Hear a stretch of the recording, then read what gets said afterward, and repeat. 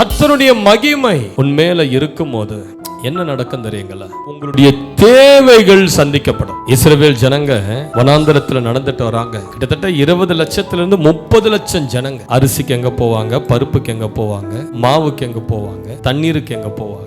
40 வருஷம் வனாந்தரப்பா. அதுவும் சாதாரண வனாந்தரம் கிடையாது, தண்ணீரற்ற வனாந்தரம். அதான் சங்கீதக்காரன் சொல்றான், வறண்டதும் விடாய்த்ததும் தண்ணீரற்றதுமான நிலம் கர்த்தரே அவர்களை போஷித்தார். நீ தேவனுடைய பிரசன்னம் உன் மேல இருந்தா, நான் சொல்றேன், கர்த்தர் இயற்கைக்கு அப்பாற்பட்ட விதத்துல உன் தேவைகளை சந்திப்பார். எது முக்கியம்னா தேவ பிரசன்னம் தான் முக்கியம். கர்த்தர் உன்னை சுற்றிலும் அக்கினி மதிலா இருப்பது தான் முக்கியம். பகலில மேக ஸ்தம்பமாகவும் இரவில் அக்கினி ஸ்தம்பமாகவும் தேவன் இஸ்ரவேல் ஜனங்களை சூழ்ந்திருந்தார். நான் சொல்றேன், நீங்க அளவற்ற பிரசனத்தை சுமக்கிற நபரா மாறிட்டீங்கன்னா பணம், பொருள் இதெல்லாம் தானா வரங்க. பிசினஸ்க்கான டோர்ஸ் தானா திறந்துரும். இந்த பிரசனத்தை சுமக்கிற மனிதனாயிரு.